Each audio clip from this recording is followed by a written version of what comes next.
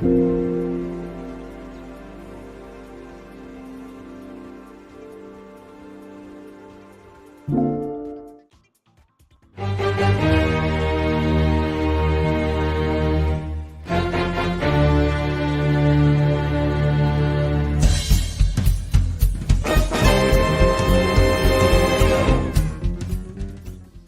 a gem bit for you that might save you a little bit of money. When Elizabeth Taylor and Richard Burton decided to get married, Richard Burton took her, Elizabeth Taylor, to the Bulgari store. And Elizabeth Taylor had a choice between a huge, as she described, a huge diamond and emerald brooch and a much smaller one. She went back and forth, back and forth, back and forth, trying on both. And then eventually she decided that she liked the smaller one. The Bulgari salesperson said, now that's a rare woman. Now, the fact that the brooch costs $500,000 is immaterial. Might save you money at the end if you tell your girl that story. Discover the value of your story.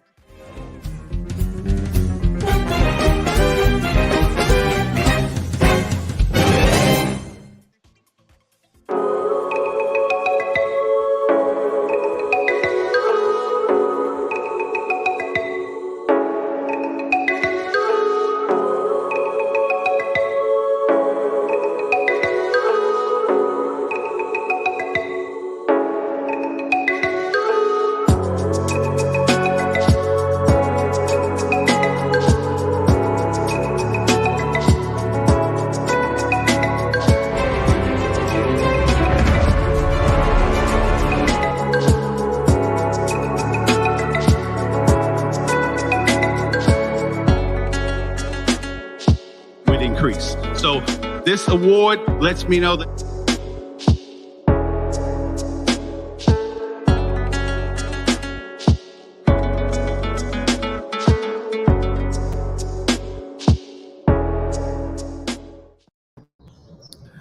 Bonjour, comment ça va?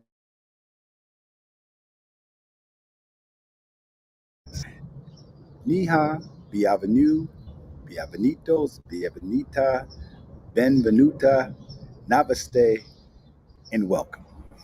Welcome to a really exciting episode of Gem Hunter Stories. My name is Barry B. Mixon, and I am a gemological storyteller. And each and every week, what I do on this show is I take the art, science, history, and magic of gemstones, precious metals, and fine jewelry, and I put them all together into a story. What I've discovered over the years is that many of the same attributes, same characteristics, same traits that you find in precious jewelry, you can find in people.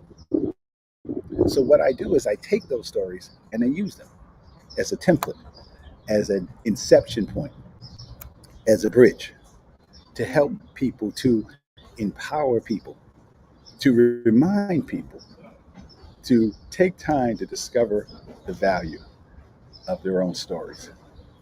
Ladies and gentlemen, this show is a trip. I am literally in France right now. I'm not in home, I'm not in Calais. This is my last leg of my journey. So I'm in Paris right now, literally in Charles de Gaulle Airport. And since some of y'all are non-believers, literally, I'm in Charles de Gaulle Airport right now. Okay, sitting outside. Air France just gave me a bag because they lost my luggage. They have no idea where my luggage is. So I only had whatever gear that I had. Thank God I had my laptop, my cell phone, iPad, and I said the show must go on. So I'm here sitting outside. Thank God I still got Wi-Fi here, using the airport's Wi-Fi to do this show. And it really fits into what I talk about on the show, which is value. Now, the reason why a lot of people get upset when you lose your bag, but to me, because of the things I've gone through in my life, the adventures, whether it be homelessness, the Marine Corps things, life is really an adventure. And it all depends on how you look at it. So even though I'm going through this right now, I still have to finally get to the hotel. God knows, hopefully that reservation is working. We're still going to talk about the rediscovery the value of food. And let me start off by saying, when you study gemology, you never get the good stuff right at first. You get, when you first start studying rubies, emeralds, sapphires, diamonds, you get the bits and pieces. You don't get the good things. You get the chips. And when you first start studying, you study what is it made out of, what's the chemical composition, the molecular structure, where is it found, what's the refractive index, the specific gravity. Those are the things that you understand and you learn about when you start learning about gemstones. And then it's not until later on, not just reading it, but you actually get a chance to hold an emerald in your hand. And when you hold an emerald, when you actually see what an emerald is, what the possibilities of emeralds, it changes your whole perspective of what, not only just what that emerald is, but what green really is. And when you see that, you see the world in a completely different way, because now you have the quintessential example of what an emerald is, or diamond or ruby. But since this month is May, again, happy birthday to those of you born in May. You understand why Cleopatra's favorite gemstone was an emerald. When you see it, when you hold it, when you see how it interacts with the light. And the same is true for food. Ladies and gentlemen, as you know, I've been coming here to France in fact, this is the first time this has ever happened. I lost my bag. But literally, I realized this trip, this adventure, that I've never really eaten food. It's only been in the last 9 years that I have eaten food, because when you come to France, when you come to France and eat here, it's like nothing you've ever had before in your life. And it's not just, I'm not saying, those of you, I'm not saying that Chinese food is not wonderful, or Spanish food is not wonderful, or African American food is not wonderful. But the what you get here when you come to France, and those of you who have had French food, especially in France, understand what I'm talking about. It's a whole different experience. The First of all, you have to understand that in France, food is religion. It truly is.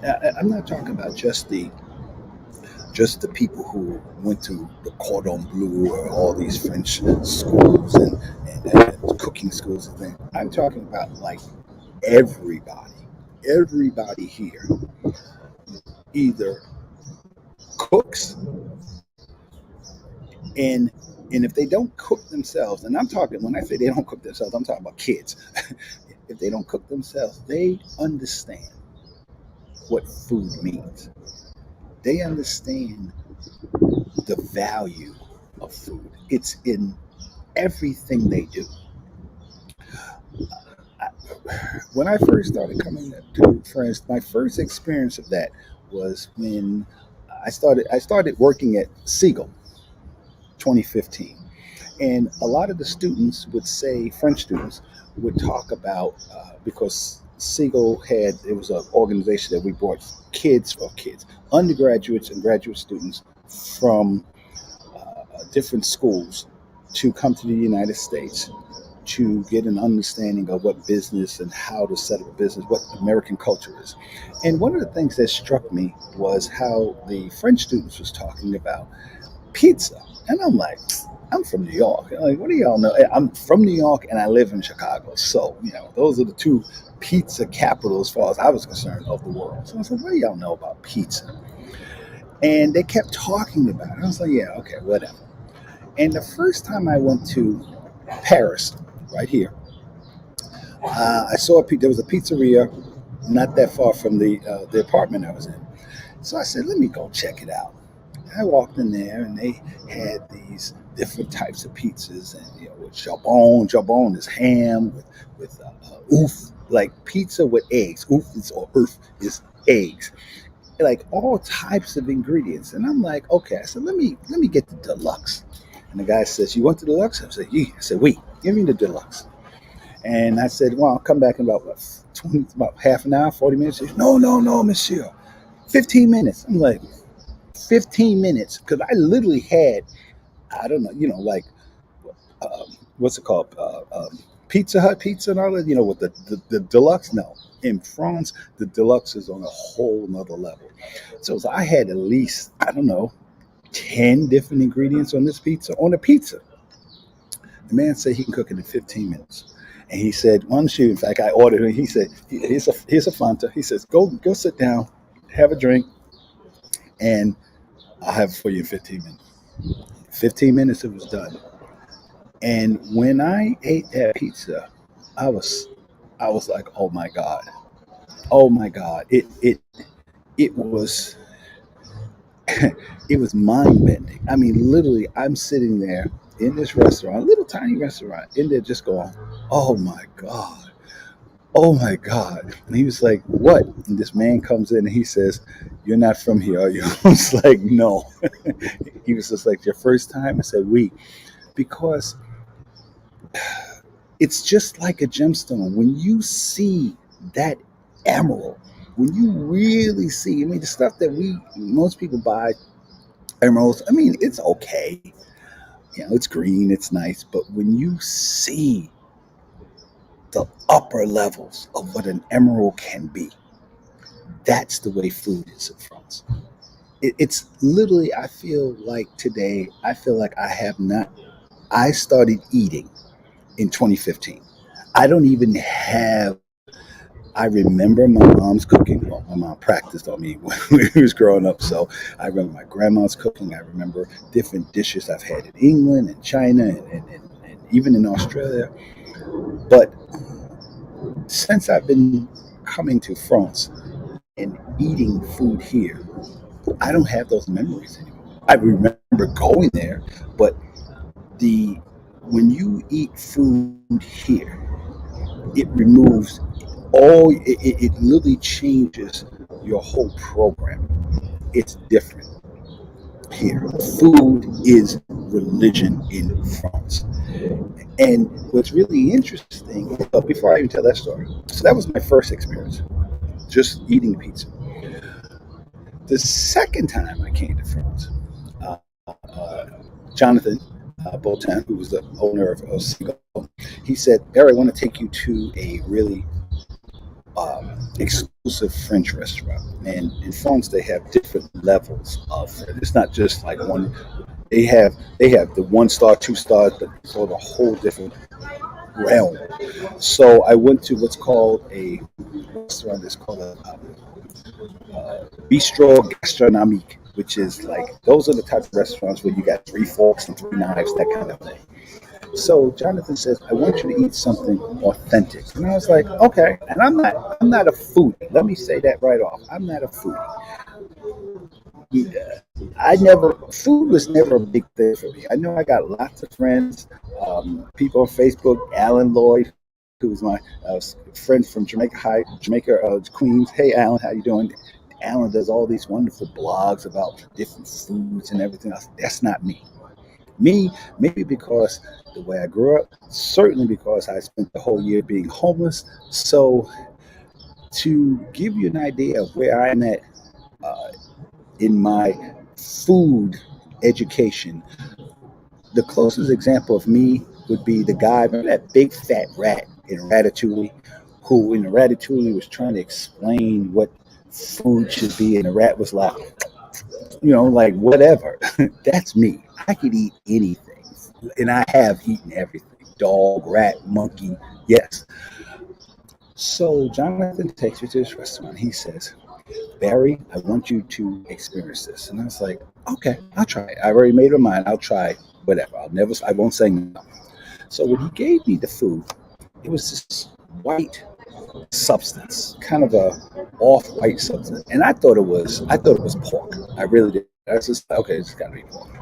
And when I put my fork in it, the consistency kind of threw me off. It's just like, I don't know about this. It just had a different kind of feel to it. And it didn't feel like ham. It didn't feel like pork necessarily. So I said, okay, I'm going to eat it. And When I ate it, it was okay. It was okay. I just said, I'm probably not gonna eat this again. I probably won't order it. It's okay, but I won't order it. And then I kept asking him, "What is it?" He says, "No, try a little bit more." And I tried, three, four forkfuls of it. And I was like, "All right, yeah. So what is it?" And I'll never forget the way he said it. He said, ooh, what do you call this? Wow, what do you call this in English?" And I'm waiting, like, bated breath. I'm waiting, like, what is this? And he says, I think you guys call it tripe. And I was like, tripe? I said, wait a minute. Is this chitlins? He was like, yeah, that's what you call it. And you have to understand, to me, I didn't grow up in the South. I didn't really have relatives from the South. So chitlins to me, and I know there's lots of friends and family that eat chitlins. God bless you. But to me, chitlins is the only food in the world that tastes bad, smell bad, and look bad all at the same time. And yet I ate it. I mean, I stopped dating. I hated chitlins so much. I still don't like chitlins. I hated chitlins so much that I literally dated a girl once, and I stopped dating her once she found out that she ate chitlins. So, like, no, I don't even. No, me and you couldn't know, because chitlins. Just because I'm a scientist and I know where chitlins come from, what part of the body that chitlins are from, I was like, no, I can't do that. But here in France, yeah, they call in France chitlins is called aujourd'hui, aujourd'hui. And it's very nice. A lot of things in France have beautiful names. It don't mean a whole lot. Like my favorite word other than voila in Francais is champignon. So listen to it, champignon. You know what champignon means? Mushrooms. And that was my second experience of just understanding what French food means here. I mean,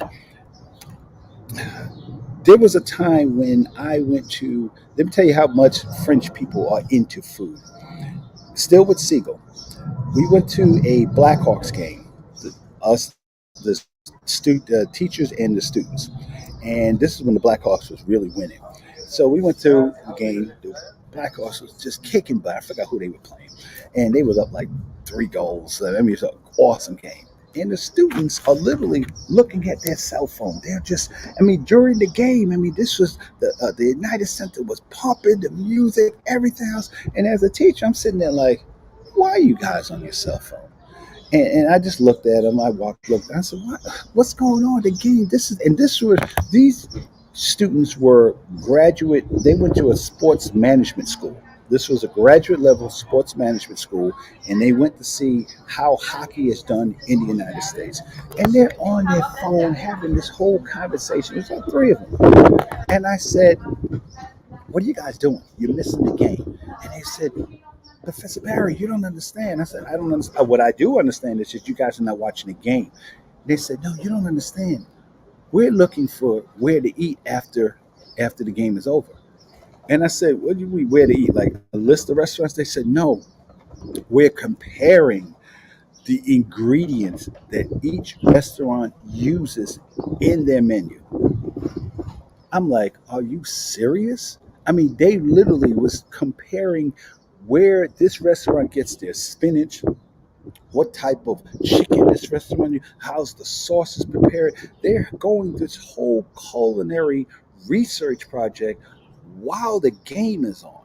Think about that, ladies, especially here in the United States. Think about your man, instead of watching the Super Bowl or the NBA Finals, he's sitting there watching the cooking show. Speaking of which, this trip, Catherine, Catherine's the person that kind of sets everything up all here in France. She's my manager here. Catherine, literally 2 weeks ago, she's on her cell phone and she's like, "Oh my God, wow, wow." And I'm thinking, okay, it's a new, she's watching TikTok or the new YouTube or some kind of trailer for the new movie. So I go, what's going on? What's it? You know what she was looking at? She was looking at a cooking program. She was looking at a cooking program, and when I looked over, the guy was comparing the saucisson should be prepared. I'm like, oh my God, that is what food means here. Ladies and gentlemen, in France, You can eat food that you hate in the United States or somewhere else, and here it will be absolutely delicious. I don't like. I used to think I don't like tomatoes. Can't say that anymore. When I went to for my birthday, I went to Bordeaux, and the man served me a. When he described it, I'm almost sure that he said something about wood, like wood, something you build. And I'm thinking, wood? What are you talking about? And when he brought it out, I could see some aspect of it looked wood like something. And I'm like, how can I eat that? Ladies and gentlemen, I don't know what kind of wood it was, maple, oak, something. But when I finished that, it was phenomenal. It was literally, you can feel every there's 5 to 10,000 taste buds in the human tongue. French food activates each and every one. I figured out last night when I was thinking about this show that French food, describing French cuisine, because it's not even food, it's cuisine, it's art. Describing French cuisine is the closest thing to describing sex or a sensual experience without worrying about someone getting mad at you because you talked about it. I mean, if I told you what, in fact, here we go. The other day, and I showed you on Facebook, I was invited to a authentic French boulangerie. Boulangerie is a French bakery, and my new friend Stefan and his lovely wife Lova invited me to come into a French bakery to actually see how French bread is made. Now, you have to understand that in France, bread is not just bread. Bread is part of their culture. People know about French wine, vin, but in France, le pain, bread, pan, it's pronounced pain, Pain, pan, or pain. It's spelled like pain, but it's pain. Pain. Oh my God, French bread here is nothing like what we eat in the States. Absolutely nothing. It's like, I mean, the bread that we have in the States, you might as well be eating plaster of Paris. I think about when you eat French bread, when you eat French food, but when you eat French bread, your mouth literally says to you, "What have you been doing? What have you been giving me for all these years? Really?" You feel like your mouth has a new purpose when you eat French food. It's like that. And people ask me, how can you make the comparison between the show is about taking the concept of gemstones, the art, science, history, magic of gemstones, and applying it to um, different things.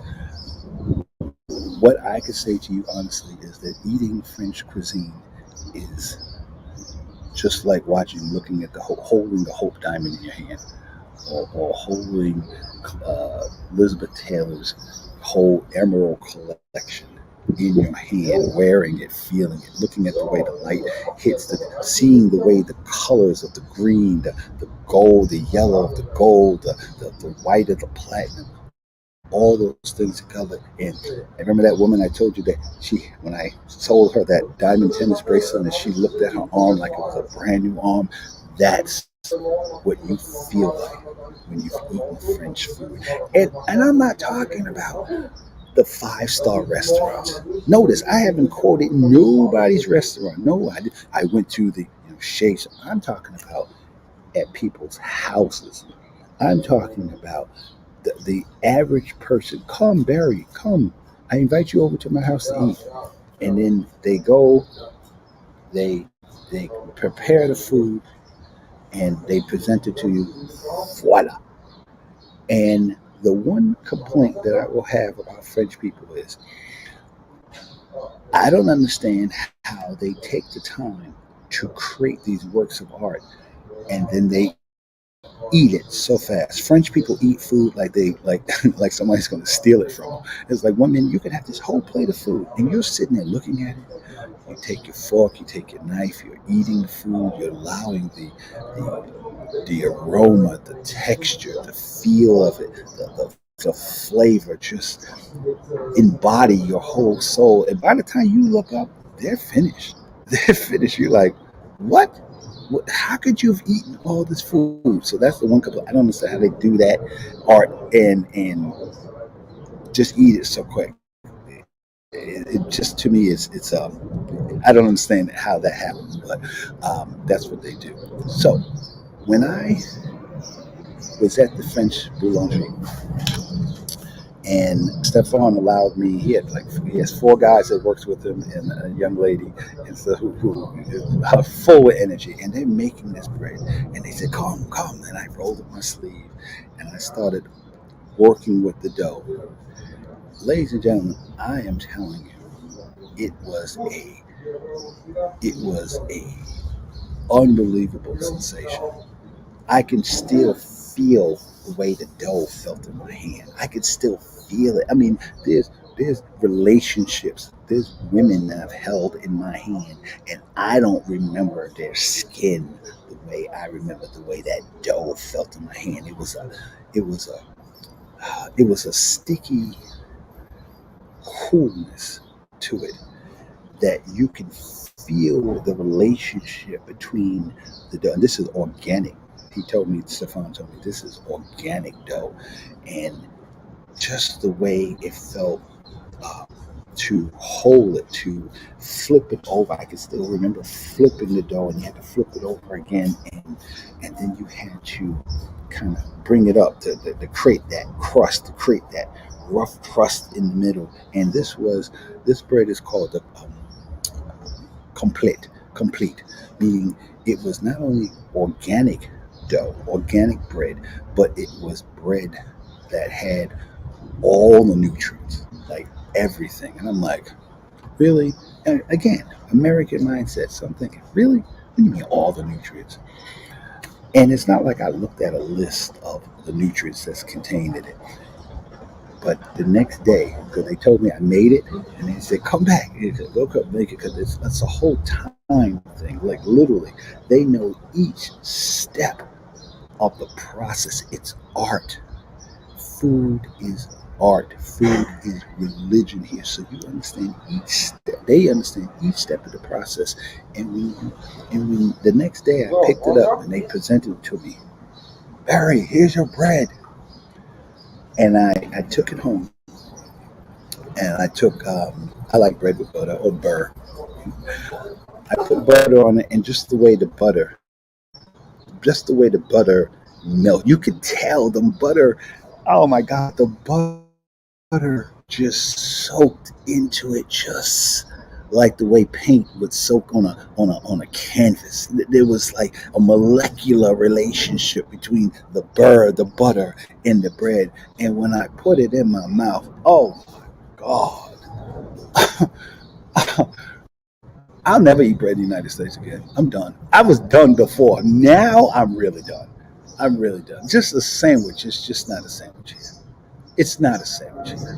I mean, to me, and when you understand what bread is here in France, because the thing that made Napoleon was that he understood three things. He understood wine, he understood water, he understood wine, and he understood bread. Literally, there are quotes that Napoleon said that the way that he said, if you don't give people water and bread, the revolution start. And as you know, I teach history, so when you look at different famines that have happened, whether it be the Chinese famine or the Irish famine, when you look at different revolutions, the French Revolution happened because the people were starving. So Napoleon understood the relationship between food and making people happy. And that's A large part of the reason why when you go to France, Napoleon is everywhere. There's God knows how many restaurants called some aspect of Napoleon. There's streets and bridges, and it's because the people loved him because of he understood food.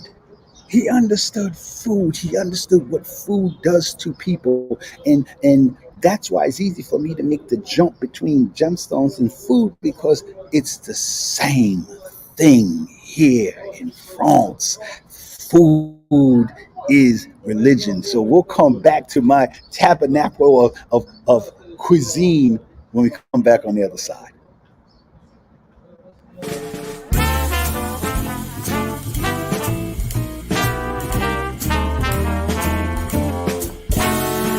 Elle est la plus jolie des filles. Elle a reçu l'amour d'une bonne famille. Elle fait la cour à plein de bons vivants. Pourtant, elle pleure souvent. Elle est gentille avec tous les mecs. Elle se rhabille, leur donne un bec. Femme de flamme, femme de chaleur, mais elle a froid dans son cœur. Elle rêve qu'elle rencontre une âme sœur, un homme qui lui donne tout son cœur, qui ouvre sa coquille pour mieux la voir. I'm shaking my head because, again, thanks, Barbara, for putting that together. And that's all true. That's all true. Oh, another thing in France, um, when you look at different jobs, or not so much as different jobs, or different professions, different hierarchies, the way people respect uh, different positions. You know what a profession here that is highly respected? A chef. In France, this is the other thing I don't like about. They call their chefs. They call them a cooker. I'm like, a cooker. What do you mean? It's more to me. Chefs are cool. That's more of a correct way of describing someone who does it. To me, they call them cookers. He's a good cooker. And so I don't really understand why they would minimize it. But for them, if you're a cooker, if you can cook, if you can create, if you can bake, if you can create food in France, you're a superstar. You're a superstar. I mean, literally, people like bow down to you when you come in just because you know how to put together food. When where I live in Tele, this beautiful little town, Tele, where I live. And again, this show is about value. Every show is about value, but this what you're experiencing, what you're hearing from the passion is this whole evolution. But I didn't really know it. I wasn't in food. Food was like, okay, I could have peanut butter. I'm the kind of guy who eats peanut butter and jelly every day, chicken every day. I went to a festival. Every year they have festivals all over. There's no reason not to eat. There's no reason. There's always a reason to eat. You eat when you're live. You eat when your funeral. You eat at weddings. You eat all the time. Nobody's fat here. Not really. Not really. That's the main thing too. They had a festival and I showed them on Facebook at a Coliseum. Now this Coliseum is 1,000 years old because the Romans, where I live, the Romans used to be here, Vikings used to be here. The city of Calais is 1,000 years old. Okay, tell you how far back the tradition goes.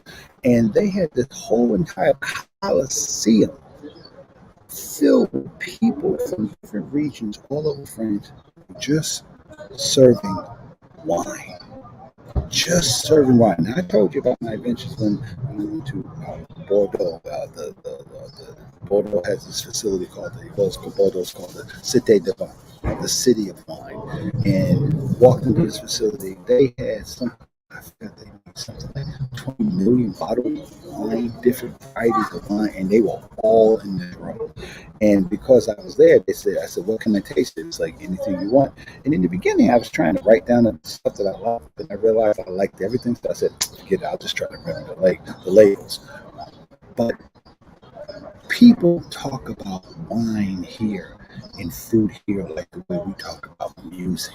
It's not just the food itself. It's each type of food, each type of wine has an ambiance, like notes, like musical notes, and they can taste it. They can put it in their mouth and just say, "Oh, it needs this," or "Oh, it has this," or it's like the essence of the food that just stays with you, and it's a breathtaking experience. If you ever thought about coming to France, come for the food. I mean, come for the food. I guarantee you won't be the same. You'll go home. So this is my last leg of the journey. I'm going back to the United States, and I already know I'm probably going to lose 10 pounds. Easy. Not that I don't need it, but I'm probably going to lose 10 pounds because it's just not the same. If you want to if you want to stop eating fast food, go to France. McDonald's can't. You can't. Even the McDonald's here is different. The first time I had McDonald's here in France, then I'm like, okay, let me see what McDonald's, they call it McDonald's here, right? The bread is not like that bread that they use back home. They use what's it called? Brochet. I forgot the name of the bread. The bread, the meat looked so inviting. The lettuce with the onions, the tomatoes looked so inviting. I remember the first time I ordered their version of a Big Mac, and I sat it there in front of me, and I just looked at it. I just said, "Ooh, ooh." And the guy said, to an American, are you American? We, because he knew that I had never seen anything like that. The potatoes, the French fries are just on a whole nother level. And then 2 days ago, I had a chance to. I was talking about food, and a gentleman who was the assistant mayor, deputy mayor of the town I live in, Calais, John Wee. Everyone's John here. John Mark, John Wee, John. Everybody's here, so you almost can't keep track. Everybody's here, John. His name's some version of Sean. So John Wee like Sean, Jean, Lewis. They call him John Wee, who I play baton with. He's one of my baton partners. And he heard me talking about food, and he said, "Would you like to go see where your food comes from?" And I was like, "Yeah, okay." Turns out that not only is John Wee the deputy mayor of the town and an incredible baton player, but he owns a farm. He owns a chicken. Chicken in French is poulet, and he owns a duck farm, Cunard. In fact, his duck farm in chicken farm, but his ducks, the foie gras that comes from his farms, are actually served in some of the 4 and 5 star restaurants in New York and Chicago. And what's so amazing about that is this is not some farm that's way off in the country somewhere that excuse me, because like I said, you hear the sounds in the background. I'm in the airport. But it's like 3 miles from my house. It's 3 miles from my house. And it's huge, 1,000 acre farm, mostly just corn space. You see the chickens, and the first as you're driving down the road, you see the ducks. The ducks just sitting there, just like 1,500 ducks, just chilling, like sitting there, like, and it was a beautiful sunny day, and they're sitting there like, peace out, what's up? What's up? I mean, just none of the factory kind of existence that you see meat is produced in the United States. No, these ducks was like in a resort. They were chilling. They were just all white ducks. There was all these beautiful white ducks just sitting, enjoying the French sunshine, the French crisp, clean air. The only wire that was metal that was around them was just the wire fence that was around, where there was plenty of space.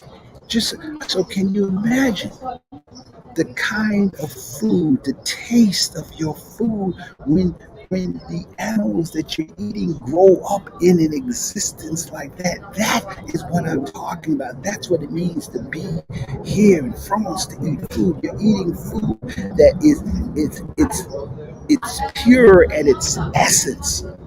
I mean, like, you're eating duck the way people ate duck 500 years ago, like real ducks. Like, if you grew a duck, if you had a duck you had an egg that was a duck egg, a canard egg, and you grew that egg up in order to eat that duck, that's what it would be like.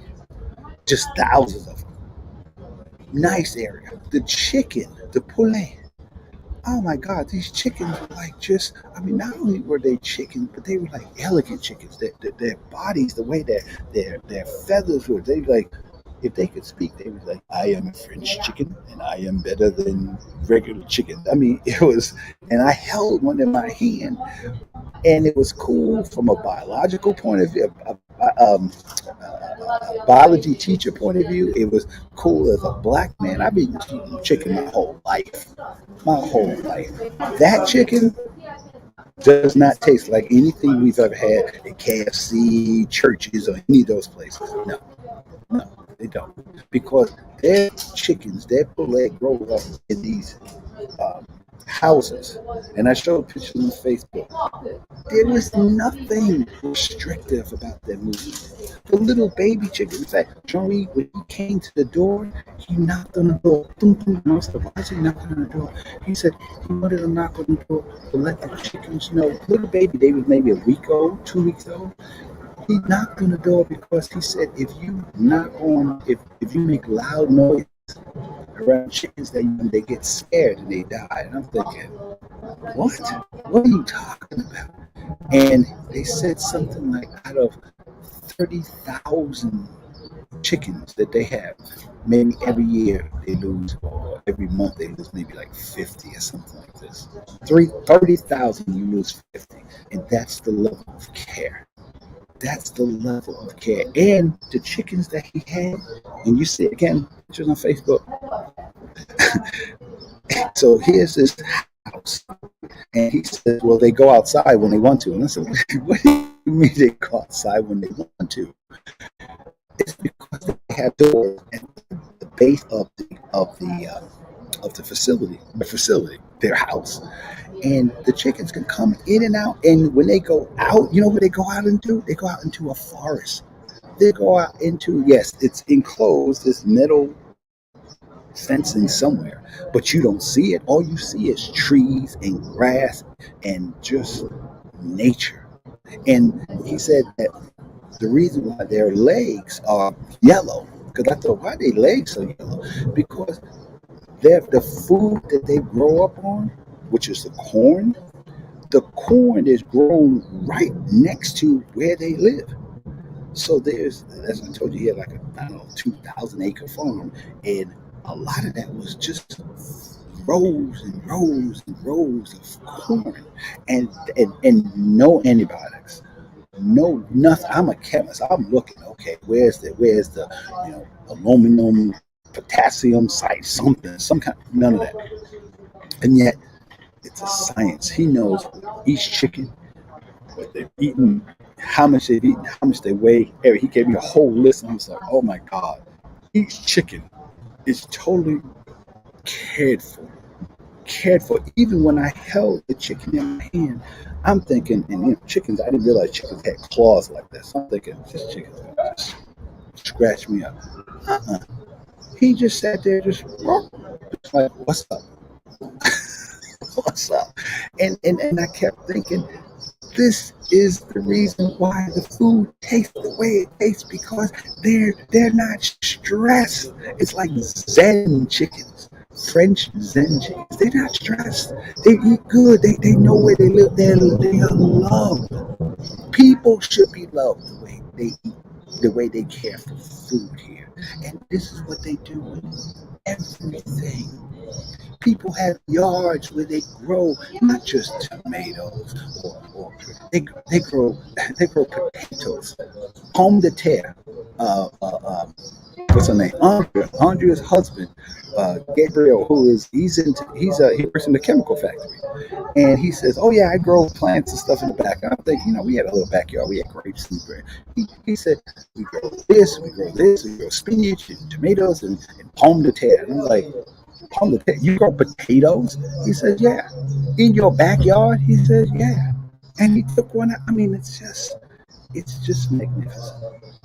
It is magnificent to be in a culture that sees food like that.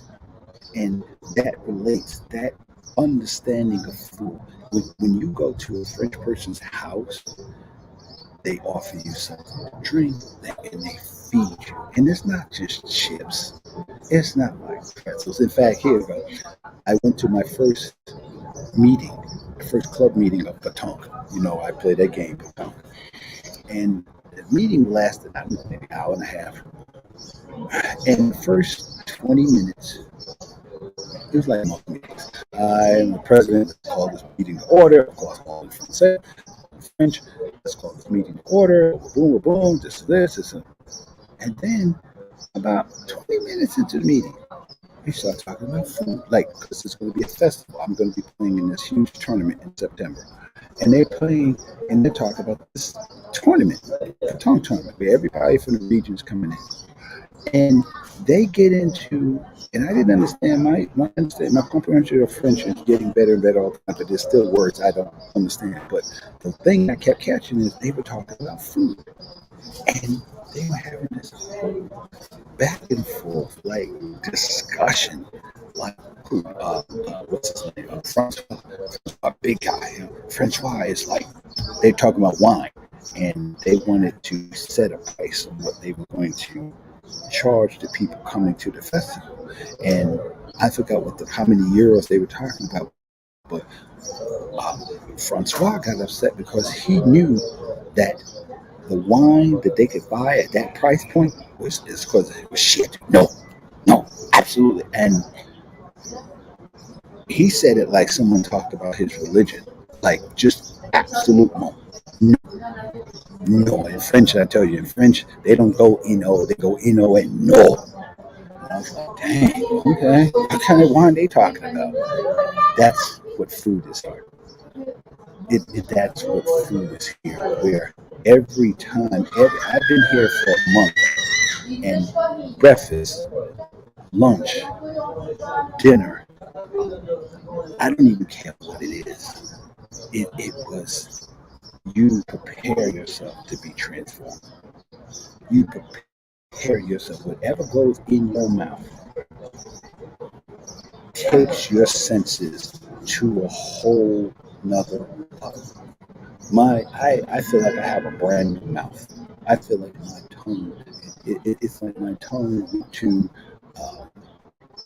the Louvre. My tongue went to whatever great art school there is. All the great art schools. That's where my tongue has been for the last month. Just learning what food is, discovering the value of food. I feel eating that type of food for a month. Oh, my energy level, my eyes, everything is different. It's even the way I play the tongue is just different because you can feel every fiber, every cell of your body being fed, maybe for the first time. And you can eat food here, and when you finish, you know how you eat food in the States and it's like, oh God, stuff. Never. You feel, here's a beautiful word, satisfied. You feel satisfied. You feel that all your desires. and I know it sounds crazy, but that's what it feels like. All your desires, all your dreams have come true. That's what it feels like to eat. It's like I don't know what I'm gonna do when I get home. I really don't. It's like and it's been an evolution. Like I said, you know, I've been feeling it for the last 9 years. Just the difference between food home and food here. And this time, after what I've experienced, I don't know. I don't know. I mean, it's almost like a self. I might have to go on a self-inflicted starvation diet. I don't know. I have to really. I guess the difference is there's so many comparisons. It's like the difference between Lulu shoes and and just regular shoes. The difference between jewelry at Tiffany's and jewelry at Kmart. It's just that it's viva la difference. Viva la difference. And I'm gonna put pictures, more pictures on Facebook and everything else again. But I wanted you to feel today. I wanted to do this show. I asked the Air France people to say, I don't care what I got to do. I got to do this show. I've got it. She said, what are you going to talk about? She's going to talk about food. You know what she said? This? Yeah, you understand now. And she doesn't even know me.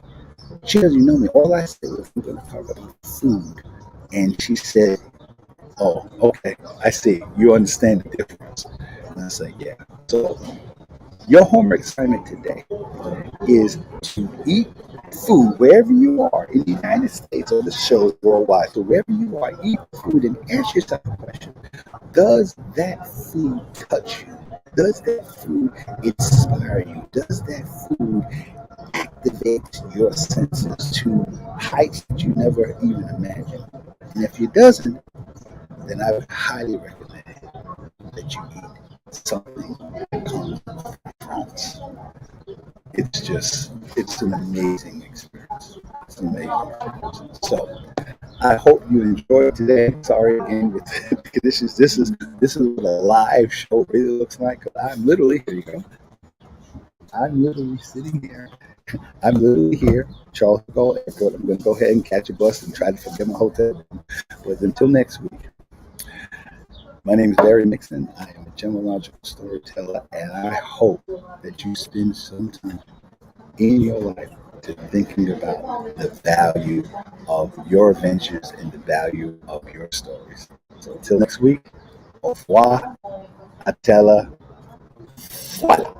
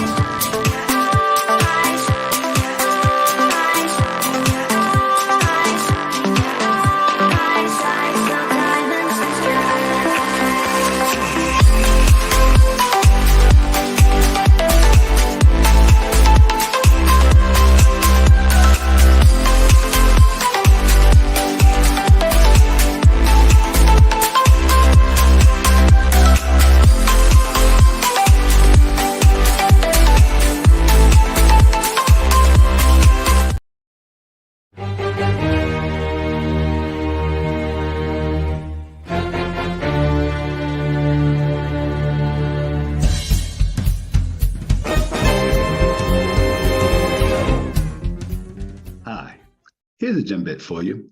It's amazing to me how similar gemstones and people are, especially when it comes to dating. Do you know that there are 100 different gemstones that have the color of green? Think about that the next time you go on dating. Just because someone looks like an emerald doesn't mean that they're an emerald. Discover the value of your story.